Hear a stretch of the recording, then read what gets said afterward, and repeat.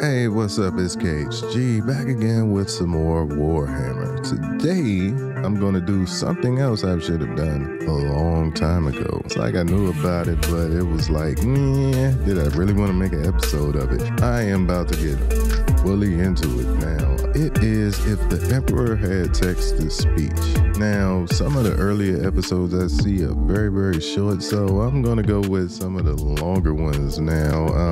We'll probably double back to some of the shorter ones later on. Anyway, earlier today I released a video that I took down. It was something of a project I'm thinking of doing, a totally different channel. It was kind of like an experiment, not really involved with Warhammer whatsoever. And I would like to thank everyone who viewed it and gave me some constructive criticism and their thoughts on it. So thank you. Anyway, let's get into this video because it's not a short one, and I don't want to take up too much of your time. Anyway, this is If the Emperor Had Text-to-Speech 12. Alright, y'all. I see that I'm gonna have to boost up the audio on this, on their end, you know. It's hard to make out some of the words audibly.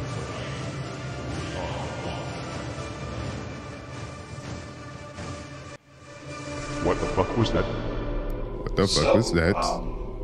I didn't know you could contact people through telepathy like that. I was about to thank you for a job well done on stopping that Inquisitor, but then I remembered how headachingly retarded you are.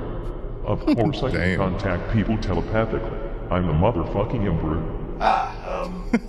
So why haven't you ever done that earlier? Like, before the text-to-speech device was implemented? I have you fucking Chiquita man. Quite a few times in fact. Oh, really? I haven't heard anything at all. Have you ever used telepathy? No, I haven't, sir. I'm not a psycho. I think. Then shut the fuck up about it. You're obviously not aware that using telepathy to communicate like that can be really straining on the mind. But my lord, aren't you the greatest psycho in the galaxy? Shouldn't a little bit of telepathy be like taking a casual killing stroll through a field of alarmed Eldar to you? It was easier in the past, when my psyche wasn't ravished to lunacy, and splintered by the endless agonizing torment I received from sitting on this throne. Slowly but surely I'm having my soul torn apart by the entropy of the warp grinding against the powers of my mind, while my body decays in perpetual pain, and I'm being forced to live through every second of it. Endless torment, my lord? Lunacy? Your soul being torn apart? What? You don't have to remind me about what I just said, you fucking asshole. I'm not that senile just yet. I didn't know it was like that, my lord. I'm so sorry. Isn't it obvious? I've been sitting here on this fucking throne for 10,000 years, slowly rotting away while constantly powering the Astronomicon and fighting off the horrors of the warp at the same time. It's no walk in the fucking park, you dipshit. Just sitting still without moving for this long is horrible. Can you even begin to imagine the muscle cramps I have experienced? Also, my nose has been itching like a lawnmower ever since I was put here. It doesn't even exist anymore, but it just keeps itching. And I know exactly who to blame for it. Ergo, I hate you and everything you stand for. But phantom itching is probably the best thing you ever invented.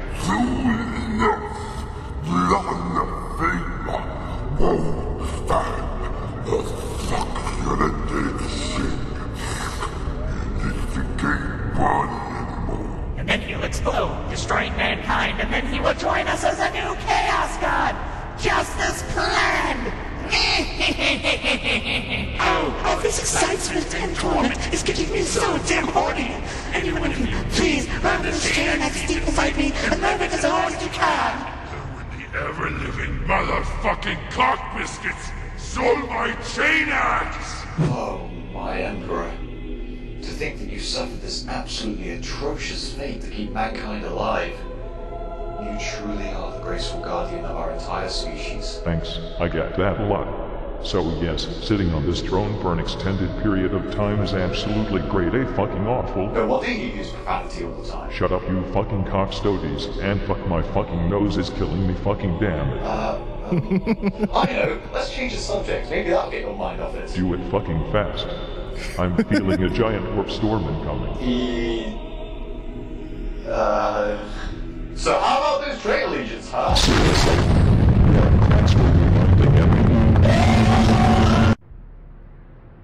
Everyone, you have to... That was loud as It hell. better be important, number 87453. We are busy staring at this piece of metal. We've received absolutely technorific news. Ooh, did they move toasters? They said they were staring at a piece of Even metal. better, they've found a new STC fragment on a planet right on the border of the Segmentum Solar, in the so-called Arroyor subsector. Is this really true? Yes, an expedition fleet is on its way right now. Oh, I just oiled my robes. Am I still alive? Oh, damn, still alive. Magnus, Fulgrim, Perturabo, Mortarion, Lorgar, Conrad, Angron, Alpharius Omegon, and fucking Horus. My sons, created in the laboratories of Luna, made out of my very own genes. To think that they would ever fucking betray me. Damn. Well, my lord, Lease, Lehman, Russ, Ferris, Manus, Vulcan, Roble Dawn, Robert Gullivan, Sanguinius, Lionel Johnson, Jagatai Khan, and Corvus Gorax remain loyal to you. That's still not fucking good enough. I mean, No, I it's was not. a great fucking father to all of them, even if they all had their obvious flaws. Magnus being a nerdy fucking bookworm, and a psyker not ever being able to stand up to the brothers who bullied them over it. Fulgrim being a sissy fucking brown noser who would rather indulge himself in his secret quest to obtain more fabulous hair than me. To this day, he has not succeeded. Perturabo was always so volatile and childish, constantly bitching and moaning when he didn't get as he wanted. Mordarian constantly smelled like shit from day one. Lorgar was a brainwashed choir boy with a massive victim complex. Conrad couldn't stand a little fucking sunlight, and kept feeling persecuted by his fantasies about a dark and depressing future. Angron was constantly mad. Like extremely, earth-shatteringly, unreasonably fuck-ass mad. Probably because he had Fuck-ass those mad. fucking nails in his brain. Alpharius Omegon had huge anonymity issues, and fucking Horus started off nice and friendly, but then he decided to stop trusting me when I left for Terra and became an edgy rebel instead, leading all traitor legions to Terra and then put me on this fucking throne. Right, my lord. It is no wonder the most flawless Yeah, sons Horus of is a the trade. dick. The pure, noble, and flawless ones were to remain, naturally. I'd agree with you, but no. Even the loyal ones were flawed as fuck. Leman Russ was bigoted, self-righteous, unnecessarily rash, and had a fetish for wolves.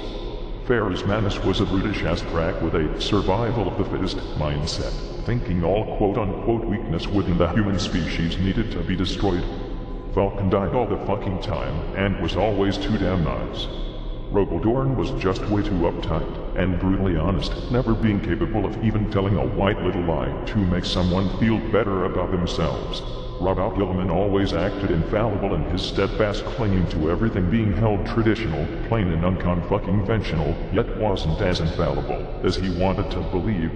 Lionel Johnson was just a mess, being both a self-absorbed, spiteful and envious prick and an honorable, courageous and dutiful warrior at the same time.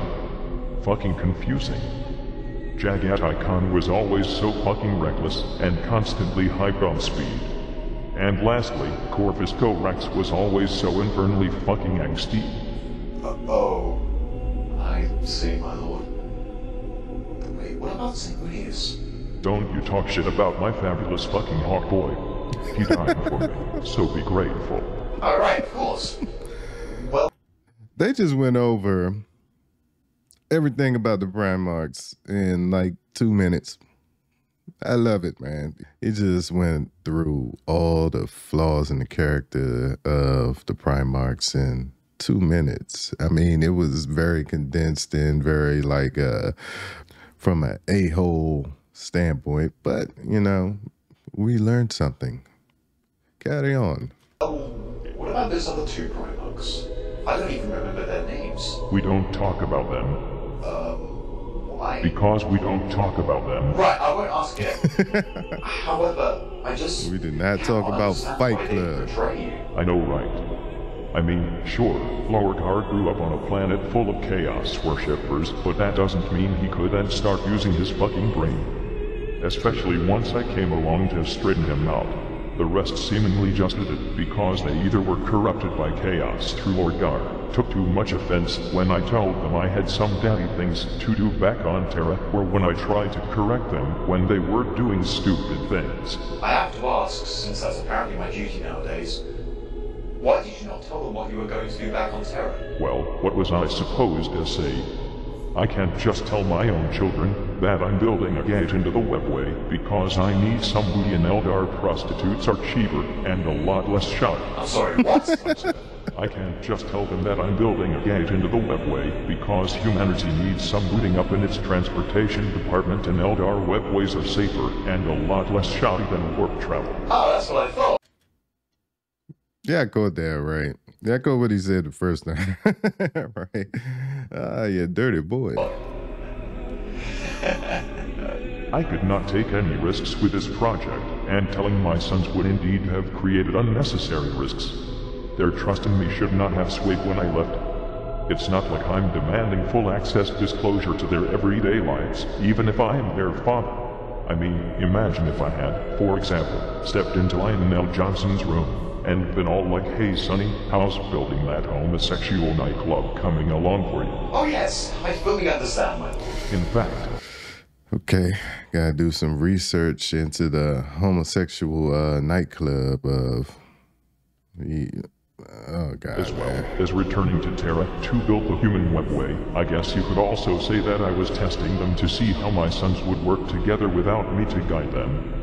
As it turned out, not much better than regular humans left to their own devices. I see. Can I ask about another thing? You're going to anyway, regardless of how I answer, aren't you? Even if all of your sons are obviously flawed, isn't there anything good about them? I mean, even the ones who betrayed you? Is there anything good you see in them? Well, now that you mention it.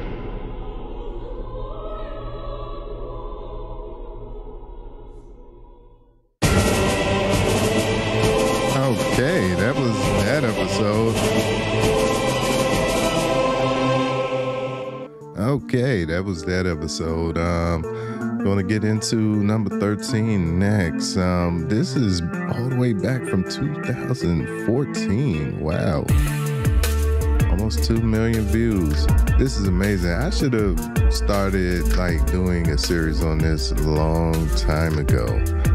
Well, but in other news, I am still doing a lot of research and studying on Korax and the 19th Legion, aka the Raven Guard. I'm looking at Hell's Anvil, trying to get some context on how they were slavers in some sort, from what I'm hearing.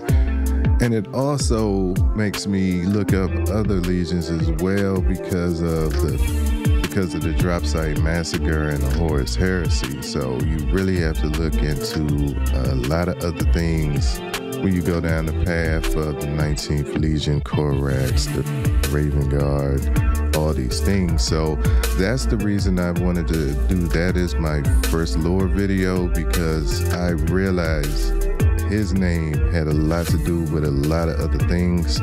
I could have went with Sanguinius, but yeah, no, maybe not. Like always, you could have been watching anything from anyone, but you were here with me, so I thank you. Till next time, I'm KHG. Peace. You need help.